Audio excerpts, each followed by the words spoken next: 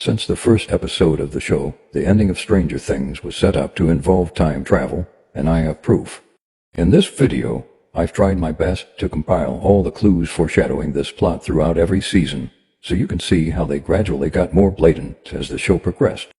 Starting all the way back in Season 1, Episode 1, Will was costumed in a red vest, probably a nod to the one Marty McFly wore in Back to the Future. Along with this, the date he went missing was November 6th, one day after Marty traveled back in time to the day that Doc first invented time travel in the 50s. Just brainstorming here, but maybe the reason why the dates are one day apart is because just like Doc, Dustin will figure out how to send them back in time on November 5th, one day before Will vanished. Or maybe it has something to do with the flow of time being wonky in the Upside Down, because as a few users have pointed out, the phone call Joyce received at the end of Episode 1 might have been from Will at the start of the episode. Here are the two scenes lined up. That's the one. Oh. Hello? Hello? Hello? Hello? Lonnie? Hopper? Who is this? Will? What have you done to my life? This would mean that when Joyce answered the phone, it was actually Will calling from one day in the past. Another piece of damning evidence is the fact that both Marty and Will were saved after 1 week, with November 12th marking the day lightning struck the clock tower, and also the day Will was found in the library, which also happens to be attached to a clock tower. Could this be the result of Season 5 time travel shenanigans, placing the gang in the library? 5 at a time. Yep. 10. You already have 5 books checked out. I am on a curiosity voyage, and I need my paddles to travel. After all, there's bound to be a reason why we were shown that the 4 gates converged in front of the library. Maybe in Season 5 the flicker Mike noticed in Season 1 will end up being an homage to Back to the Future when lightning struck the clock tower. I will not be elaborating since I already wrote 2 other theories about that damn flicker, and you guys probably want me to shut up about it. Moving on. A clock sound effect was included when Will saw the Demogorgon for the first time, as well as ticking sounds moments before Elle poked the Demogorgon and ripped open the gate. Moving into Season 2, a grandfather clock can be heard once again after Hopper entered the Mind Flayer's tunnel. In Season 2, there also starts to be continuity errors in regards to the times listed on video footage after it's rewatched by the characters. In my and many others' opinion, these so-called errors might have been entirely intentional, because they foreshadow the final season. For the sake of time, I will be making a separate video going more in depth on the 815 gate theory in the future. Moving on. Season 3 continues the sound effect trend. However, by far the most obvious examples of time travel foreshadowing in the show thus far comes from the countless Back to the Future references throughout the entirety of Season 3. In fact, there are so many that a separate video will be linked in the comments compiling the full list. By the time the 3rd season wraps up, the writers drop one last hint towards the show's future through Hopper's closing monologue. I don't want things to change. And so I think maybe that's why I came in here. To turn back the clock. To make things go back to how they were. This essentially continues into the next season through 11's opening monologue. Today is day 185. Feels more like 10 years. Joyce says time is funny like that. Emotions can make it speed up or slow down. We are all time travelers if you think about it.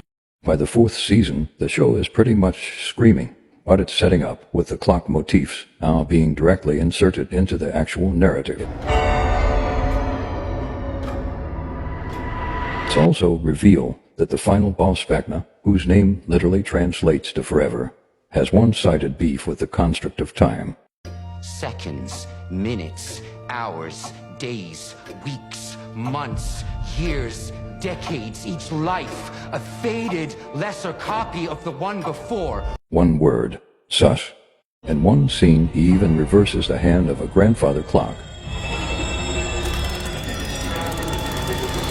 and draws a Black Widow spider, which is significant because Black Widows are the ones with an hourglass symbol on them. Also significant is the fact that the 4th season takes place in 1986, The same year Watchmen was published, with Vecna being parallel to Dr. Manhattan, a character who experiences the past, present, and future simultaneously. The same musical theme plays during both of their origin stories, and their transformations are nearly identical visually, with both of them even acquiring their powers in the same year of 1959.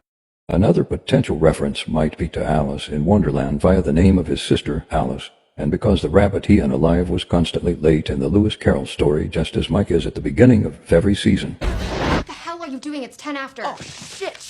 You have 30 seconds or I'm leaving without you. On top of that, there are Easter eggs hidden within the crossword puzzle Brenner plays, such as an ad for watch repairs and the answer to the wife of Shiva being Kali, who is the Hindu goddess of time.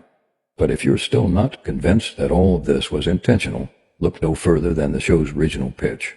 Before it was renamed Stranger Things, the show was originally called Montauk, which is an actual Air Force base on Long Island, known for being at the center of many conspiracy theories surrounding time travel experimentation conducted by the U.S. government. According to my scholarly academic source, the conspiracy first originated from a book called Montauk Project Experiments in Time, which claimed that time travel, teleportation, and psychic abilities were all secretly weaponized by the government as an extension of Project Rainbow.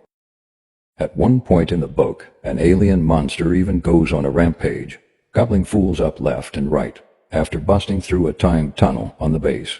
Wait, that sounds kind of familiar, except that the monster in the story came through a time tunnel instead of from the upside down. Unless, what if the upside down ends up being what allows the characters to essentially travel through time in season 5? I don't know how exactly, but it's all pretty sussy if you ask me. It probably has something to do with how the upside down is still frozen on November 6, 1983, which the Duffers have admitted will be an important plot point in season 5. How significant is it that it's been frozen in time from the day that Will got taken? Very significant. There was debate whether we even included that because we don't actually resolve that this season, but it plays that moment where they realize it's frozen in time really is a huge part of season 5, and so we wanted to just put it out there and get people talking about it and thinking about it. Perhaps the upside down is actually season 5. Hawkins, since the end of the 4th season, made it seem like the town was entering its apocalypse era. But I digress. What do you guys think? Do you want time travel to happen in season 5? Which means there's a world out there where none of this tragic stuff ever happened. And in what ways do you want it to be executed? Yeah, that's not what we're talking about. Oh. Please leave a comment, cause this video took a stupid long time to make.